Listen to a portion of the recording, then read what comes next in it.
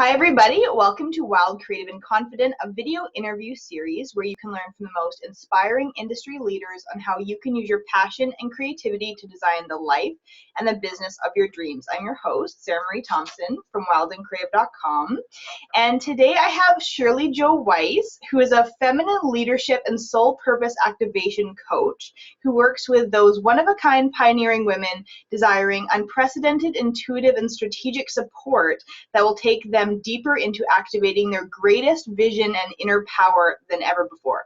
With over 15 plus years as a spiritual counselor, she is known for her unique ability to help women frustrated with their personal and professional achievements, even after years of self-development, finally discovering the deep sense of clarity, confidence, and courage that has them joyfully leap into the next level of service and creativity that they are meant for. Oh, right. Welcome, Shirley Weiss. You're a little bit of an online celebrity, I feel, in your field. Yes. You are, I'm going to call you a Periscope superstar.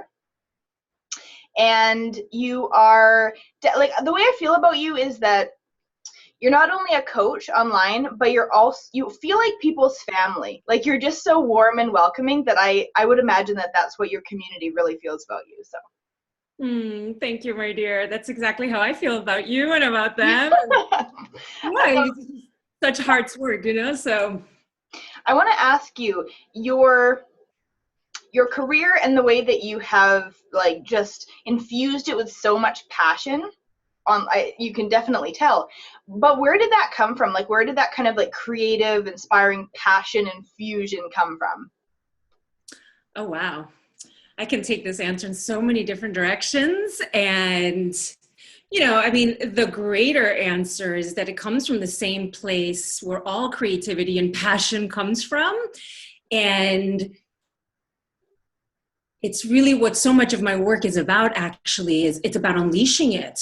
And, it comes from a greater intelligence, a mystery, for me, I look at it as that. I don't look at it as mine, it's coming through me. And so if you want to ask about where or when it came from, it wasn't so much about where it came from, but that I finally allowed myself to be a vessel for that. And I learned about the blocks that kept me like stagnant and not creative, so that I could just be a creative force and unleash it. And then once you start to unleash it, it's this beautiful like self-feeding mechanism, and it just grows and grows and grows. So where it came from, it's a mystery, right? So, like, as a child, were you like a very creative? Were you a very inspired child? Did you read a lot? Like, what was your childhood like? Oh, this is a beautiful question. So, I will say first and foremost that I don't believe in such thing as a creative person. I believe that that's our essence. That's who we are. And so as children, we all tend to be creative. And what I look at as creative is not the traditional, definition of creativity, which is usually we think of is in the world of art and color. And to me, it's about creating something new in the moment, something fresh that hasn't been here before, and really playing with the moment. And so, of course, as a child, I was very much like that. And as most children tend to be, because we haven't kind of, suppressed that creative energy, and everything was new each day. There was not really pulling from the past. And I will say that I was especially creative in my own unique way, and where my unique way of finding fresh and new in the moment was I had this ability to not see social constructs and labels about people. I just saw, the beauty in people. And so I just, didn't see someone that was maybe of a higher socioeconomic class or lower. I saw the beauty in everyone. I didn't like drag the past or labels or anything through me. And I just brought my full self to the moment. And there was a very playful energy to me too. So I would sing, I would dance, I would cook, whatever it was to create, to put, let's play, let's take cardboard boxes and make castles or theaters, So of course there was a big part of me that was like that. Have you seen that video on YouTube, that little girl standing on the bathroom and she's like, I love my house, I love my mom, I love this? I was like, that's how I picture you as a child. You're so intuitive. That pretty much was me. My mom actually took me to a transcendental meditation class when I was 3 years old. And Okay. so I did like run little mantras. I was taught to run little mantras even when I was a little kid. But yeah, that was very high energy. So right now you are in a term of transformational coach online, helping women. I'm sure you just absolutely love your life's work because you've shared that on many occasions, that you're just beaming with excitement and just the joy of helping others. And so did you always think deep down that you would get to a place like this? Oh, absolutely. I always knew inside that I was here to create something big, and something big that was of great change. And I did go, my bachelor's was in art and art history. Oh So I wow. had actually originally gone down the creative path. And for me, just uniquely for me, when I got out of my bachelor's and I went to go get my graduate degree, there was just like this sense like, no, it's not about art. It's not about creating change through art. I'm here to create something else, something that's here to inspire and transform. And so even from, a young age, and then certainly in my early 20s, I knew I was here to be some sort of coach, healer, teacher. And then it was a very long journey until it actually got actualized as such. But I really knew it for a really, really, really long time. And that's why I'm also so passionate about the work I did, because it was really at 21, 22 that I owned this path of myself as a coach and as a leader. I'm almost 40. And I had to navigate through a lot of murky waters in order to bring that vision to life. And I had every excuse and seeming proof that I should fall off and stop, but I didn't. And I always knew, and here I am. And I feel I'm just getting started in many ways. I want to ask you, because you work with so many women of all different ages, I'm assuming. You mentioned that when you were like 21, 22, and that always kind of brings up a memory for me, because I feel like I went through a large change when I was about 21, 22. I feel like everybody goes through a large change in kind of every decade, right? I mean, we don't have a lot of decades to to really refer to, but what do you think about that? Do you think that that is something that actually happens in each decade of a woman? Do they go through, is there a massive change that you feel they go through, or is it just always a gradual change? I think there's constant change, but there's definitely, you can lump it into specific moments of change. And certainly the teens, there is like an archetype of change that happens then. And in the early 20s has its own kind of archetypal change, and then so forth. And really, I had like a big awakening in my late teens, and that started to reignite, because I actually had suppressed a lot of that creative energy. I don't want to make it seem like I've always been this like, enlightened person since I was a kid. Life actually really kind of made me suppress it really deeply. I was so asleep as a teenager. And so I started to have my first awakenings to my power and my creative energy, and that there's can be something new created in each moment. I don't have to stay as I am or as life is, right? Things don't have to be fixed. And I started to awaken to that power, and that I may have some unique voice in my late teens. And then I think my late 20s were, really about a lot of like, how do I bring this to life when I was still identifying with as myself in such limited ways. Mm-hmm. And so it's kind of like a very angst filled, I think the 20s are, because you have a vision, but you still, I think in the 20s, a lot of people still see themselves in society's eyes. Mm-hmm.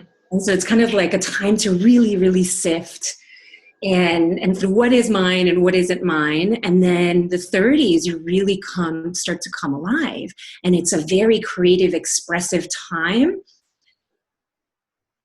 But Yeah. as I'm in my 40s now, I feel it's totally different. I'm so getting this thing of women in their 40s, because I've come really into my body and into my true value and my true self. Mm-hmm. I feel like I am so excited for this decade, Do you feel that it's I know we're talking about age a little bit, but do you find that it's a newer thing that women are even more empowered now in their 40s than even say like 10 or 15 years ago? Do you think it's just the whole kind of like evolution that's happening with the whole, just realizing your energy and your power and just creativity and all of that? Exactly. I mean, I think it's a collective. I don't think it's just a feminine thing. I think it's everyone. There is a collective awakening that's happening. And what are we awakening to? To who we truly are, beyond all labels, beyond all ideas. And that means creative powerhouses. Mm-hmm. And so, yeah, I mean, we're definitely actualizing who we've always been a lot more, for sure. How do you feel you've taken your personal passion and creativity for your business and made it into something that's a little bit different than what other people are doing online? What makes you really unique? Well, I'll say it this way. It's very much, I say there's two pieces of my work that are really unique. And I'm not the only person doing this, but it's certainly, part of my work. And one of the main thing is that while a lot of the women who come to me are here to ignite a mission, ignite a purpose on a bigger way, and they might very well already be somewhat in their vision, but they know they're playing small and they're ready to like really own it and claim it and create. So there is an element to this creative energy of moving forward and actualizing an expansion. I am very clear in this, making the distinction between creating from a sense of just being the creative energy that you're here to be and unleashing that force and reaching for something that's going to make you happy out there in the future somewhere. So a lot of my work is about finding the space inside of us where we are already fully whole, complete, fulfilled, and happy. Right. And connected. And so that's really the first place, and so it's this kind of ironic flip. We actually find happiness fully inside already. And when we embark on a creative mission, when we're already fully happy and fulfilled, it's infinitely more powerful. Actually, a lot of people think that it would do the opposite, that people would just kind of like kick up their heels. Well, I'm so happy and fulfilled already, I'm not going to do anything.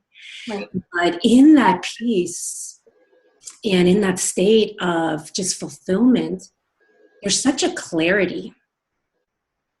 Our consciousness is not clogged up with so much like striving and trying and reaching and trying to fulfill, that it's actually in that space that we become the greatest creative forces, because we literally open up our consciousness for amazing creative ideas and innovation to come through. And in that space, we become more creative than ever. And so that's a lot of what I do that's really unique. And I also do a very balanced approach. I am about both like the feminine, that's really intuitive and guided and receptive and creative. Creative meaning creativity comes from receiving wisdom, receiving inspiration, and then bringing it through in a very like fierce, masculine, direct, clear, grounded energy. I bridge, like what I say, heaven and earth, intuitive and strategy, because that was like kind of why I hit walls a lot too, because I was so in the intuitive, but I wasn't actualizing like that fierce business, like powerhouse within me that was also clear and strategic. And so I really had to learn to develop both. And it's constantly a work in progress. It's really beautiful. And it's always led first by the intuitive. It's always led first by like this higher wisdom, this creative intelligence. And then I use a lot of the strategic ideas and business savvy that I've developed to really bring it to life. So I don't believe in cookie cutter systems. Right. Although I've studied a lot of cookie cutter systems and step-by-step process of bringing businesses and visions to life. But I've always found that my greatest achievements in business have been when I had like an intuitive idea or vision, and then I deviated off that cookie cutter step-by-step system, because of this intuitive hit, but use the gems of that business savvy to bring this unique intuitive idea to life. And then boom, like magic happens. So it's really the marriage of those two. So I want to ask you then, what is your greatest achievement that you have accomplished in your business? Or in life? Life and business? They're one and the same, really. Meaning the achievement is one and the same. And getting out of my way. Getting out of my way so that, that wisdom that guides me so powerfully and efficiently to come through. But it's not about also just about getting out of my way so that that wisdom can come through and I could be moved to in the perfect synchronistic ways to the right ideas and sources and support and collaborations. It's not just about that, because what happened was when I was still in my way, what I was really doing was getting caught up in so many stories and thinking that actually created a lot of insecurity and fear, playing small in myself. And that's my greatest achievement, because while I was this light, I also had this paradox of an experience. Like I had a lot of light and confidence and clarity. And then life had developed, caused me to also develop a lot of insecurities and fears and doubts. And so really knowing how to truly finally get that out of the way and really just actually finally be a creative force, that was my greatest mission. What do you find, like speaking with women, is the biggest thing that is getting in their way?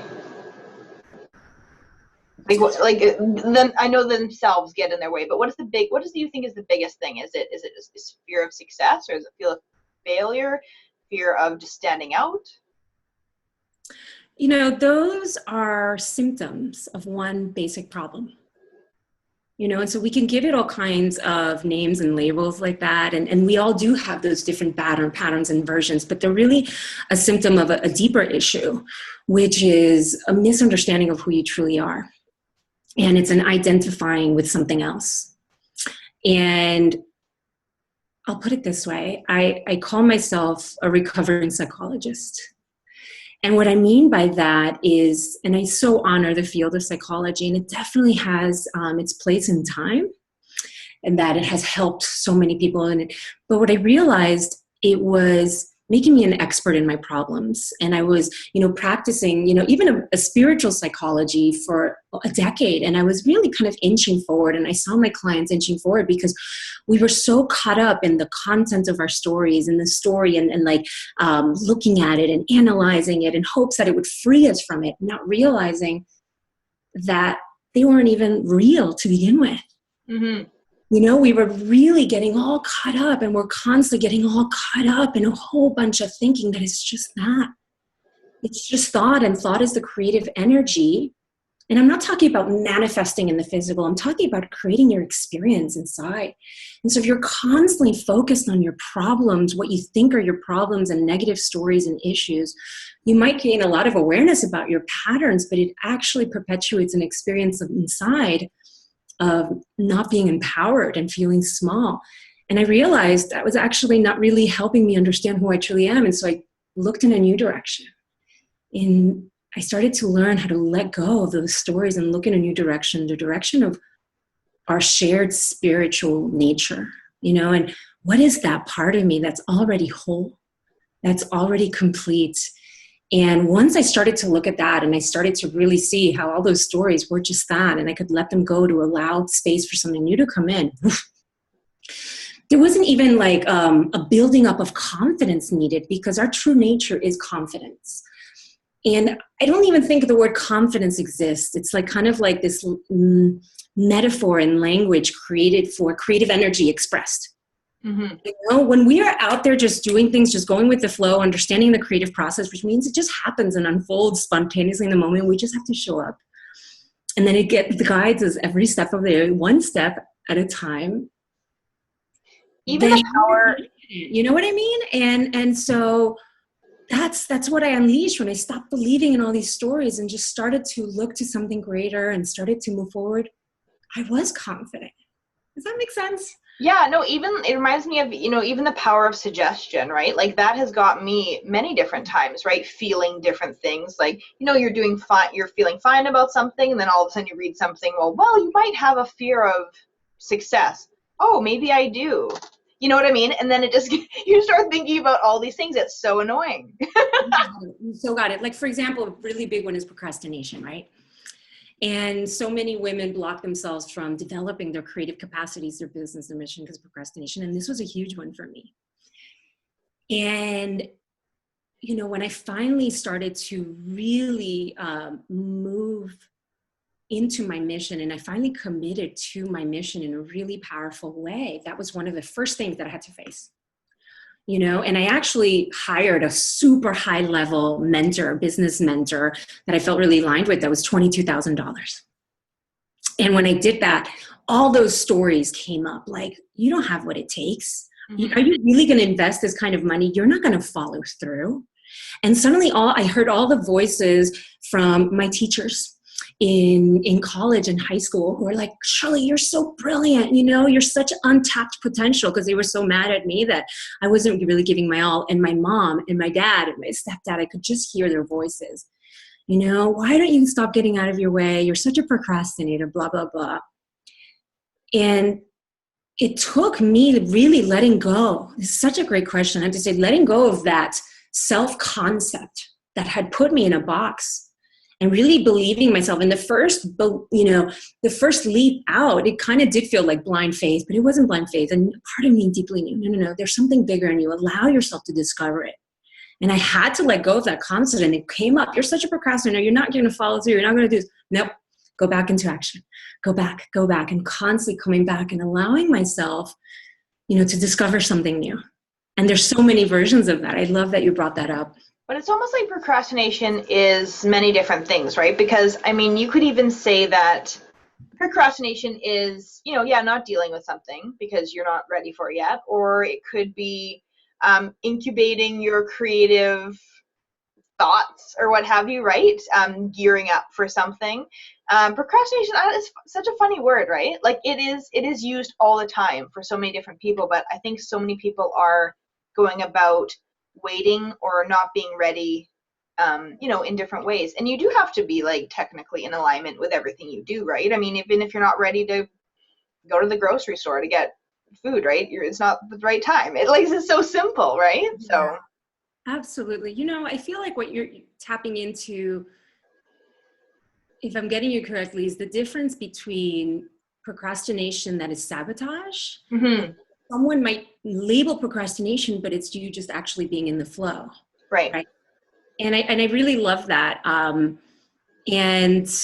I have this funny story. I remember once I had this insight once that I was looking to develop a new course I was developing, and I was really stuck. It wasn't coming through. It wasn't coming through at all. You just knew you had to do one, but you just couldn't think of it yet. It was like in my calendar, because I planned my years. I've been doing group courses since about 2009. And so it was like in my calendar, and, you set up, I'm going to do this course, you've got it set up and you have your deadline. And I have to come up with the name by this so-and-so and the outline by this so-and-so, so I can create the promotional materials by this date. And I was so behind. It wasn't flowing through. I was so behind. It wasn't flowing through. And this is one of the, it was a big insight that really created a big breakthrough for me in terms of understanding that creative force that you can't rush, right? And I was putting so much pressure on myself. I got to do it. And I wasn't getting anywhere. And the days passed and I wasn't getting anywhere. And it was, building, and I was feeling all this pressure inside, and I was feeling not my, creative self. And I was actually really starting to just like get into doubt and stories, that come up when you're about to do something new. It was a bigger course than I had ever done. And then, I had missed all my deadlines, and I was really going to have to push it back. And so one night I was laying in bed, and I was so frustrated with myself, with like my lack of progress. And then I had this thought, right? This just insight come from within. I was like, oh, you can't rush creativity. You can't rush creativity. But there's a unique plot twist here. And in that instinct, I just relaxed, right? I just totally relaxed. And I was like, that's right. Those insights and the wisdom come when they come. And I totally relaxed. And I allowed myself to go to sleep. And the next day, for the first time in like 3 weeks, I woke up lighthearted and free again, because I finally stopped like pressuring myself so much. Yeah. And lo and behold, what do you think happened the next day? You came up with the best idea. Like within 2 seconds. No, but that's exactly what happens. It's not about that you can't rush the creative process, because it's like it was a different insight to that sentence. rushing the creative process is pushing. It's Mhm. you doing it. It's you efforting into it. And that's not what I've experienced as the creative process. And as long as I was the one trying to do it, it wasn't doing it. As soon as I let go of the reins and relaxed enough, because that's such a key element to life, relaxing and being an open vessel, woof, it was able to come back in. And that's actually what also allows me to show up really confidently in my work. And a lot of my people are like, oh, say thank you. Oh my God, you're so amazing. You help transform me and you help activate my purpose. I feel so empathic. And I'm like, yeah, you're welcome. But it's not me. It's really not me. And it also takes like a huge burden off me, to know it's not me. But in terms of like the process, it's the beautiful irony that as soon as you let go, again, you think you're going to just kick up your heels and do nothing. And woof, you actually end up moving more quickly. There's a quote I remember that I read in a book years and years ago, but I think the author is Matthew Fox, and he says, creativity is where the divine and the human meet. And I was like, that's just absolutely what it is. That's it. Right? End of sentence. Exactly. And we're just the beautiful, fun vessels here to bring it to form. I want to ask you when you have taken creativity in your business opposed to being competitive. And how has competition affected you over the years? Has it affected you? Do you completely just, not even pay any attention, or has it got to you at different times? Oh, this is such a juicy question. Really great one. So I'll answer the second question first. And yes, absolutely. Competition doesn't affect me now. I don't see competition now, but it did because I'm human. And, in a younger time, I have been on this journey for a really long time as a coach and as an entrepreneur. And I used to really get held back by competition and constantly get caught up in stories of, I'm not good enough, what do I have to share? That's different. I'm a fraud, all these things. I have all these stories. That's why I understand my women so much, because I've had all those stories too. And they're such universal stories. And I would get jealous and I would withhold myself and I would play small, or I would also, try to mimic myself and not be authentic. That's another way I see competition really affect people, and you try to be like everyone else and rather than just doing your own thing. And so, yeah, I'm human too. And then I started to really wake up to my true self, my true nature, the true nature of life, which is that I'm already whole, complete, and that we're all made of the same stuff. And we're all on the same team. And what I mean by that, we're all on the same team, is that it's like what I was saying before, right? This creative intelligence is not mine. It's coming through me. Mm-hmm. We're all made of the same stuff. We're all connected to this creative intelligence. And this creative intelligence, it's what's creating everything. And this creative intelligence is also the source of all abundance, not a bank account, not a job. The supply and abundance comes from this source. So we're all on the same team. Mm-hmm. And so I started to look at a world that is not with competition. And in fact, today, one of the fun things that I always say to my students and my clients when I'm guiding them and helping create collaborative relationships, is like, actually the woman or the man who actually who's most close to what you're doing, that in old standards would be labeled your total competition. Enemy, or yeah. Exactly. That's your greatest collaborator. And together we'll be able to serve more because we have such a similar message, but both of us are going to do it so uniquely. And then there's also, not only are we going to be able to help each other serve more people, but there is a magic that happens when two come together. A third is created. And when I've collaborated with women like you, who are doing such similar work to mine, we create something new that we couldn't have brought it forth individually. And it's always magic. And it is so crazy because, society, or our upbringing has said, oh, when you see somebody in even the business world or what have you that is doing something similar, you have to amp up your game to be better than them, or you have to, all that kind of stuff, right? And we're almost not told to collaborate. I think we are now, right? But I feel like over the years, that wasn't as is pushed so much, right? To collaborate, but collaboration is everything, right? I mean, why wouldn't you want to? Why wouldn't you Exactly. want to?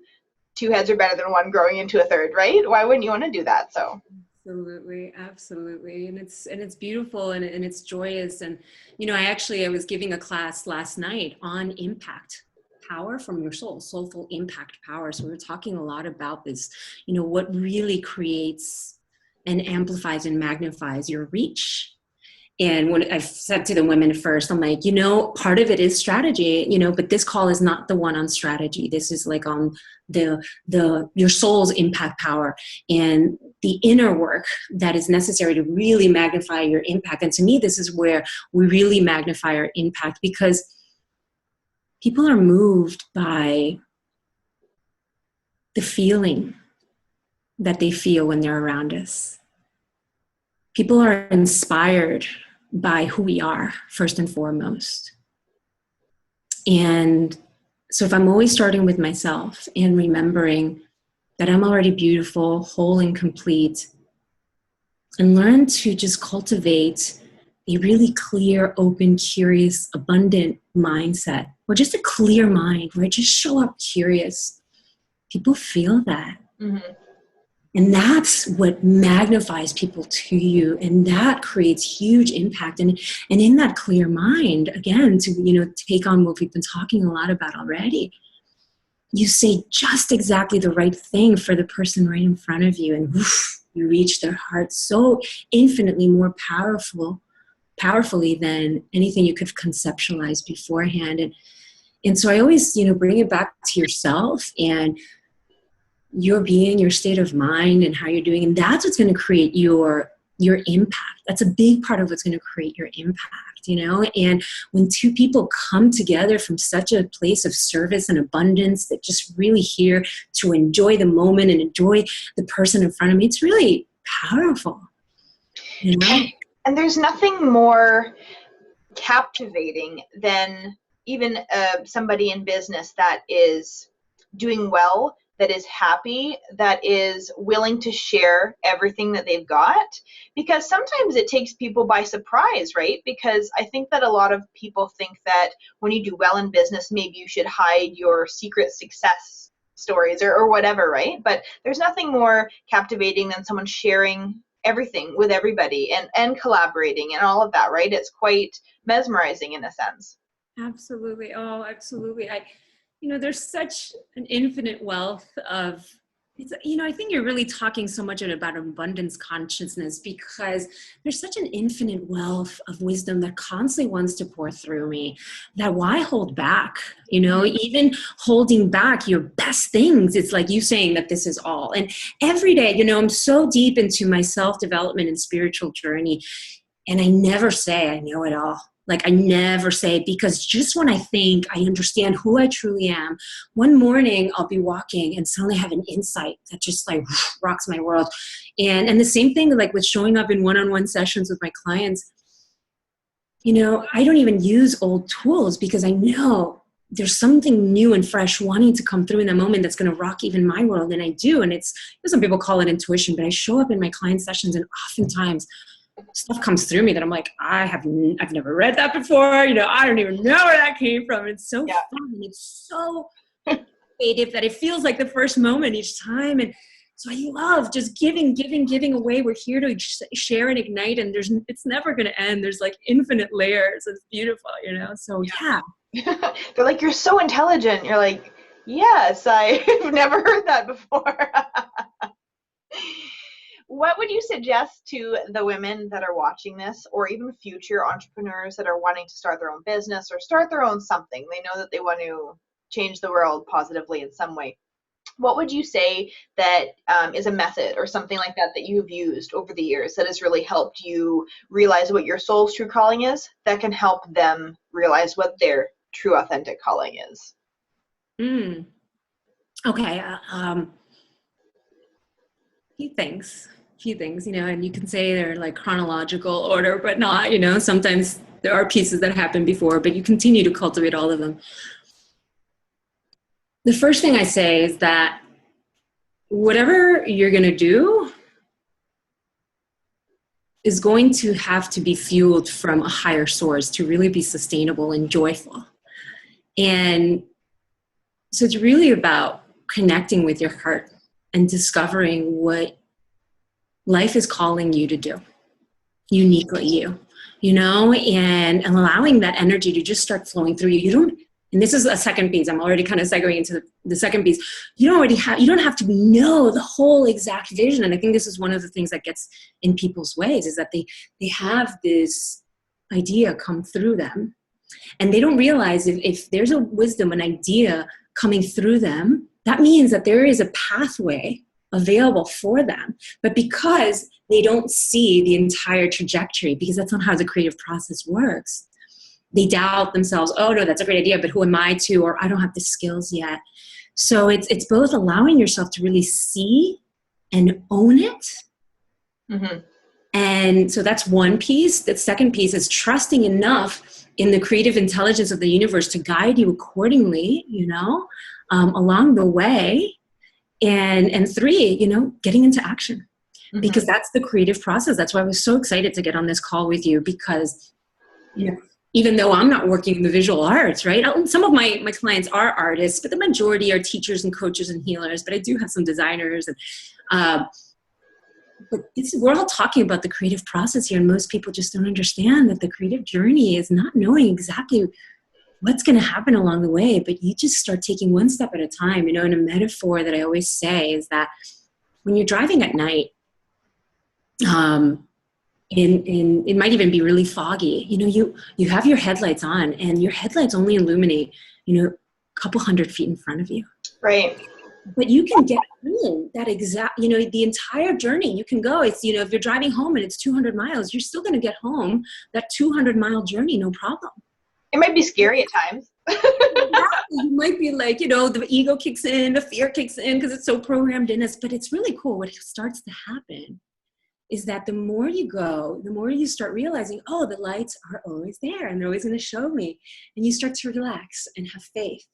You know, it's actually a great metaphor. You know, I was just in Northern California, in the mountains of Northern California. And so the first couple times that I did drive at night through those curvy roads, I was like really, really cautious and slow. But like by the third and fourth time, I knew the road. You know, it was very dark and very curvy.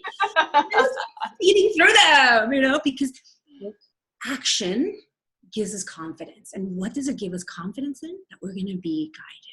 Right. I know you mentioned about, you know, just being a creative person and a creative person in your business. And I think long ago, I used to feel that being a creative person was, yeah, maybe it was being more colorful or more, you know, physically creative, using your body, using your hands, things like that. But, you know, now I've really discovered that being a creative person, business especially, is just someone that is truly in flow, and just someone who's truly, you know, being awakened, being inspired, and allowing inspiration to come in. And, you know, and then they end up having wonderful careers like you have, right? Maybe you don't paint every day. I don't know, maybe you do, but still you're a very creative person in my mind, right? So. Oh, absolutely. Absolutely. And, you know, creativity is, I associate a couple words with it. Flow is 1000% part of that. And something new. Mm-hmm. And so creativity is definitely about bringing something new, and it's about wonder and exploration and willing to get your hands in the sand and the clay and see what wants to come up that's new and that really is feeling resonant and aligned with you, right? And so, yeah, I'm not a designer, but I loved creating my own website. He's like, what can I do with this? I have no idea. I don't know about color palettes and what, you know? And I knew actually, because I didn't know about color palettes and stuff, I knew I would never be able to really tell a designer what I wanted. So my first website, I just had to get my hands dirty and figure it out myself so that my vision and feeling for color developed, you know, and it's just, and as much as happens with our personal development too, and creativity, you know, people grow up to think that life is really fixed and ideas are fixed and who we are is fixed. And to me, when I say new, that's the essence of the creative journey, that in any given moment, no matter what my circumstances are like, and how I've defined myself and how people have defined me, I can let all that go and be in flow and allow something new to inform me about who I am, and allow something new to happen, a new thought to be thought about me, a new thought to be created about my life and my potential. So, yeah, and that only happens when you're in flow, right? When you allow things to.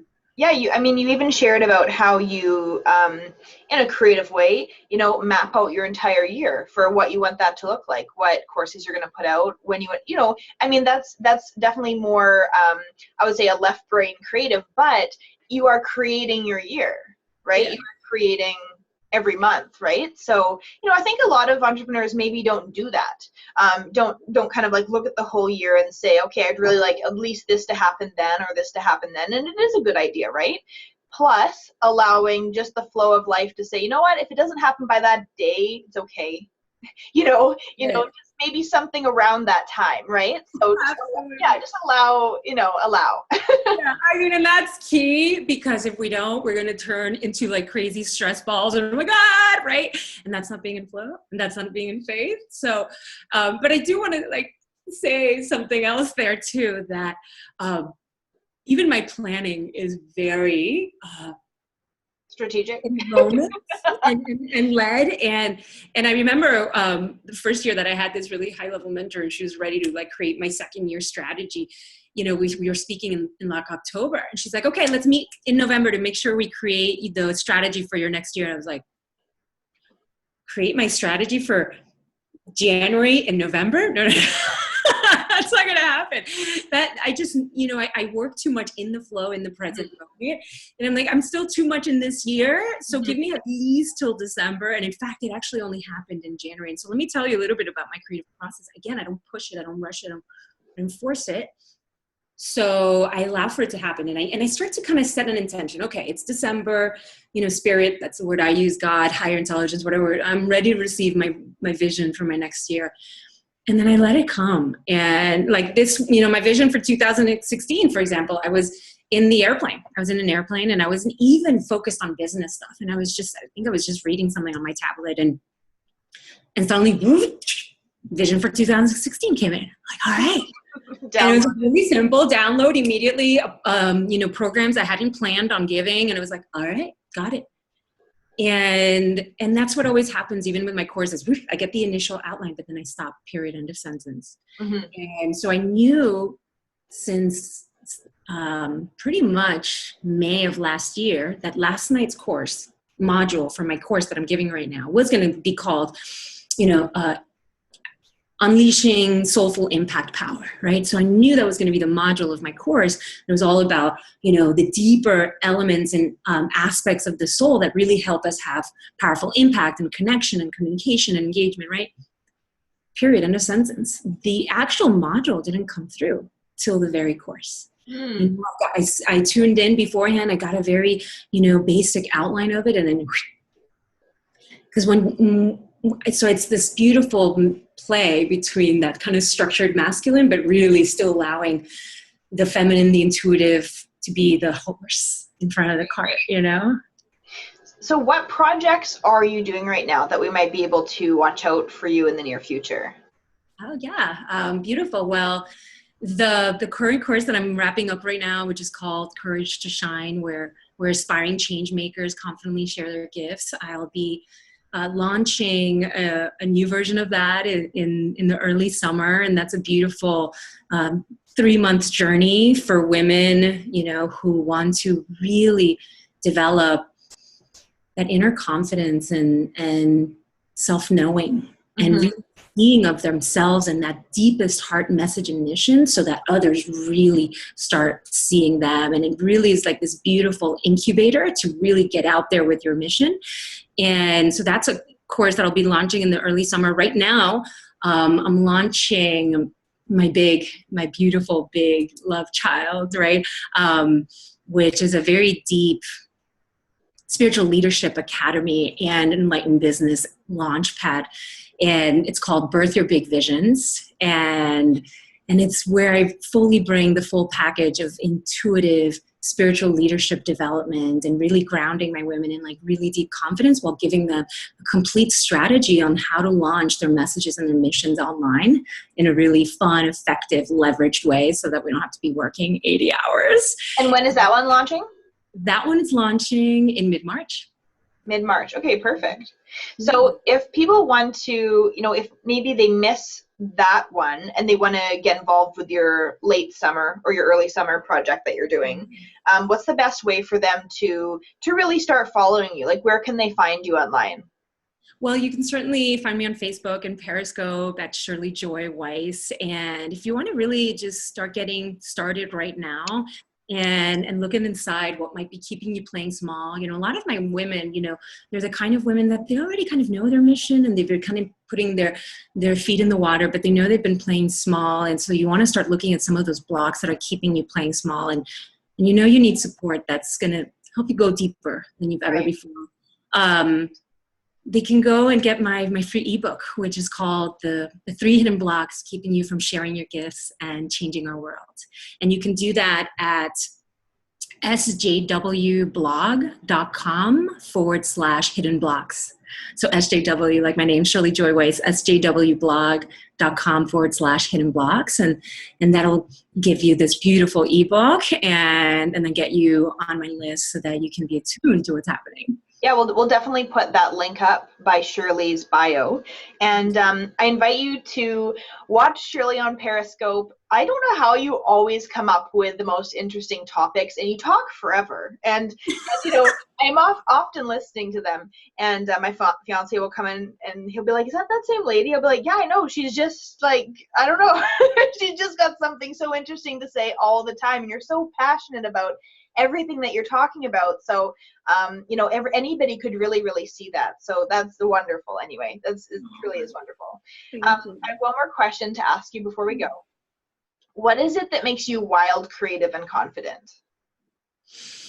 Ooh, that is such a juicy question. What makes me wild, creative, and confident? My playful nature, and my willingness to fall flat on my face.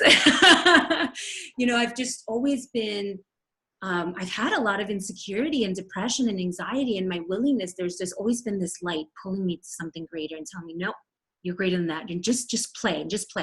And I get out.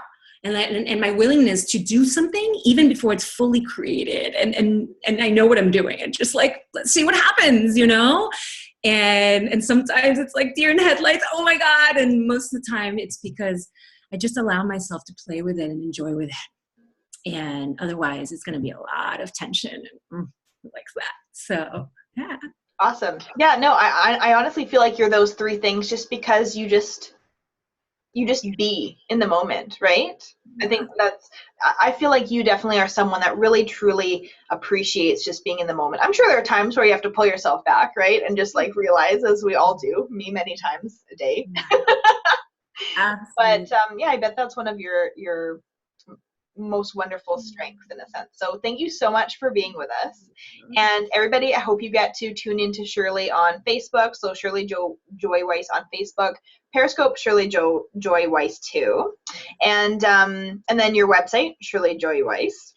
And so you'll have all those links up there by Shirley's bio, and definitely listen to what she has to say on a daily basis. Well, not daily. It is daily sometimes, isn't it?